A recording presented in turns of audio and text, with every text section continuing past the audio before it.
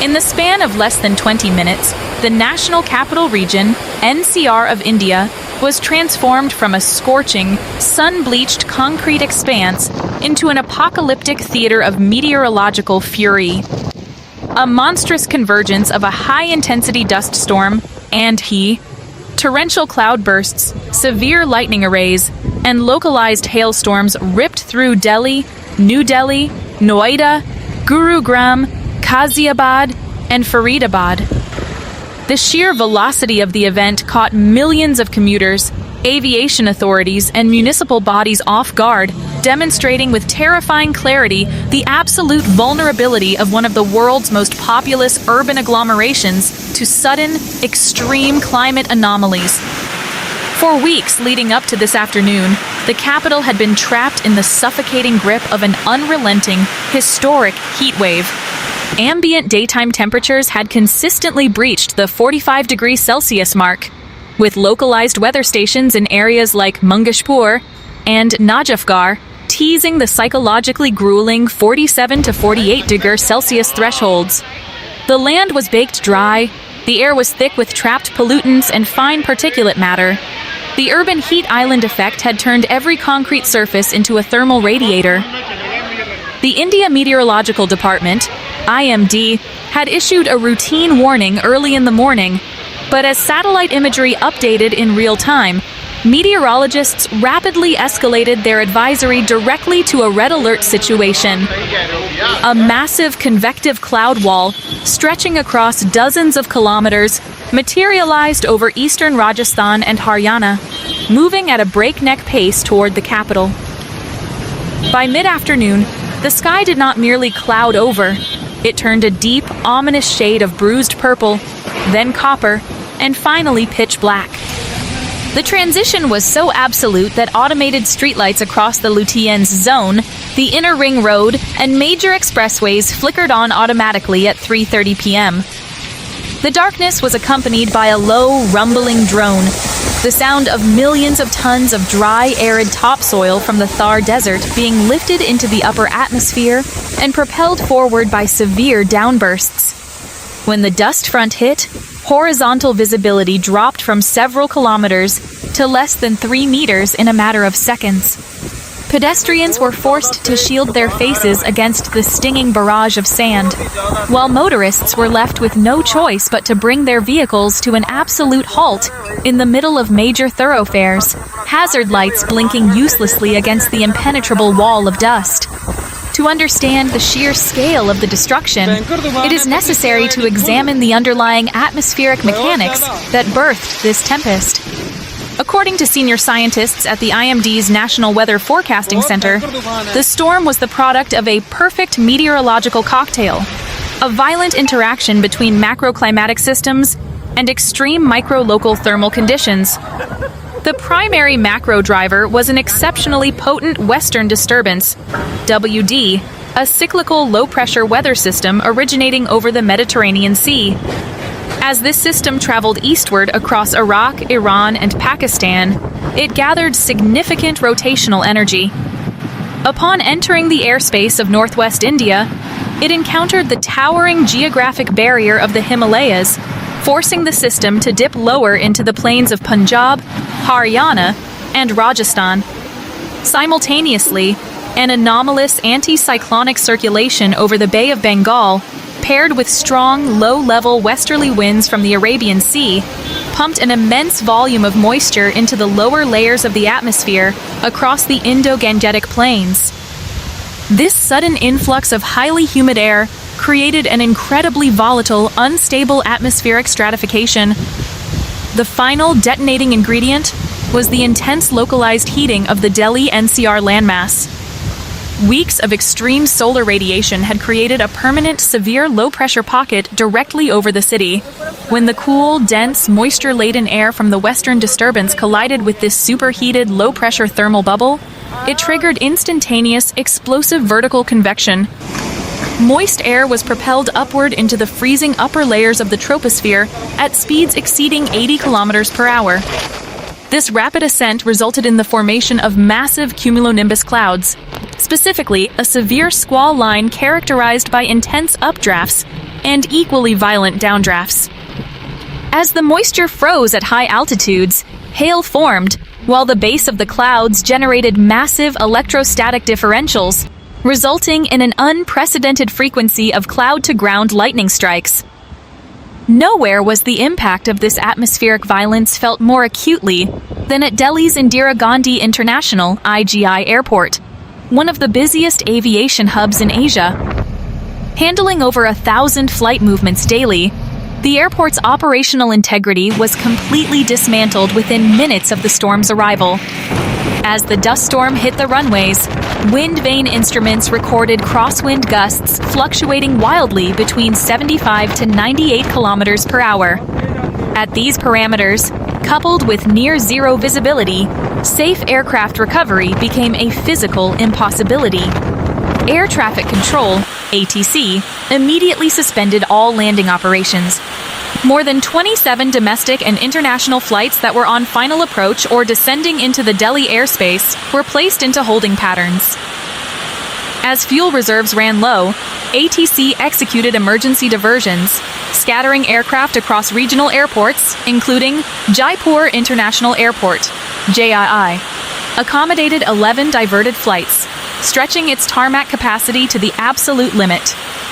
Chaudhary Charan Singh International Airport, Lucknow, LKO, received 8 flights, primarily wide-body domestic airliners. Sardar Vallabhbhai Patel International Airport, Ahmedabad, AMD, took in several international long-haul flights that lacked the clearance to land at smaller regional airfields. Chandigarh and Dehradun accommodated smaller turboprop and regional jet aircraft. On the ground, passenger boarding and baggage handling were completely frozen due to the extreme danger of lightning strikes to ground crew. Parked aircraft shook visibly on their landing gear as the wind ripped across the open airfields. At Terminal 3, the crown jewel of the airport, the storm left a visible mark. The immense aerodynamic pressure differentials caused by the squall lines tore away several decorative exterior metal panels and insulation sheets from the western facade of the departure terminal. Debris drifted across the outer forecourt, forcing security personnel from the Central Industrial Security Force, CISF, to cordially but urgently evacuate passengers away from glass facades and into the reinforced core of the building. No injuries were reported inside the terminal, but the visual of metal sheets twisting in the wind became an overnight viral symbol of the storm's power. As the storm moved inland from the airport, it tore through the civilian infrastructure of Delhi's sprawling municipal zones, exposing the fragility of the city's aging utility lines and rapidly constructed commercial districts. In the historic heart of the city, New Delhi Municipal Council, NDMC, areas like Prithviraj Road, Amrita Shergill Marg, and Copernicus Marg, the damage was distinct. These areas are famous for their lush, century-old canopy of heritage trees, including massive neem, jamun, and peepal trees planted during the city's design in the early 20th century. The high-velocity winds proved fatal for many of these shallow-rooted giants. Over 140 heritage trees were completely uprooted, their massive root balls tearing through paved sidewalks and granite curbs. As they fell, they brought down miles of overhead fiber-optic internet cables, municipal CCTV networks, and low-voltage power distribution lines. Several historic bungalows suffered perimeter wall collapses as heavy trunks came crashing down. Outside the protected NDMC zones, in the densely packed residential colonies of West and East Delhi, the power infrastructure suffered a near-total systemic shutdown. Power distribution companies, DISCOMs, like BSES Yamuna, BSES Rajdhani, and Tata Power DDL, executed preemptive emergency shutdowns across hundreds of feeders. This was done to prevent widespread electrocution risks from snapped high-tension wires hitting waterlogged streets. In neighborhoods like Janakpuri, Uttam Nagar, Laxmi Nagar, and Mayur Vihar, the power outage stretched deep into the night. localized transformers were smashed by falling branches, and in some informal settlements, temporary tin roofs and corrugated iron sheets were sheared off by the wind, flying through the air like shrapnel before becoming entangled in the remaining overhead electrical grids. The combination of zero visibility, fallen trees, collapsed billboards, and sudden intense waterlogging combined to create one of the worst traffic gridlocks seen in the national capital region in recent history. The Delhi-Gurugram Expressway, NH48, which serves as the economic lifeline connecting the capital to its corporate satellite city, became a multi-kilometer-long parking lot. Near the Ambience Mall bottleneck and the Shankar Chowk intersection, 3 lanes of traffic were completely blocked by a combination of uprooted signage boards and a multi-car pileup caused by the sudden drop in visibility. On the Delhi-Noida Direct (DND) flyway, the situation was equally dire. The bridge, exposed to the full unshielded velocity of winds blowing across the Yamuna riverbed, experienced violent gusts that threatened to destabilize high-profile commercial vehicles. Motorists abandoned their lane disciplines, seeking shelter under the structural spans of flyovers, creating artificial bottlenecks that trapped thousands of vehicles behind them. The rain that followed the dust storm was characterized by its extreme intensity over a short duration, a classic cloudburst pattern. Delhi's stormwater drainage system, routinely criticized for being clogged with plastic waste and desilting arrears, failed instantly. Crucial underpasses, including the Pool Prahaladpur underpass, the Minto Bridge underpass, and the Dwarka Sector 10 underpass, filled with water up to depths of 3 to 4 feet within 45 minutes. The Delhi traffic police were forced to deploy emergency diversions, but with so many alternative routes blocked by fallen trees, the traffic simply backed up into residential colonies, bringing sub-arterial roads to an absolute standstill. The modern satellite cities of Gurugram, Haryana, and Noida, Uttar Pradesh, faced challenges reflective of their rapid vertical urban development. In Gurugram's Cyber City and Golf Course Road districts, areas defined by glittering glass skyscrapers housing Fortune 500 companies, the high-velocity winds created dangerous wind tunnel effects. The aerodynamic pressures caused minor structural failures in several commercial complexes. Glass panels from outer insulation layers shattered, showering the plazas below with razor-sharp fragments. Security teams quickly locked down office exits, keeping thousands of corporate employees inside their buildings long after their shifts had ended to ensure their physical safety. In Noida, particularly along the Noida-Greater Noida Expressway and around Sector 18, the primary hazard stemmed from massive, illegal commercial hoardings and unanchored construction scaffolding. Despite repeated municipal warnings issued in previous months, several massive metal billboards collapsed under the wind shear.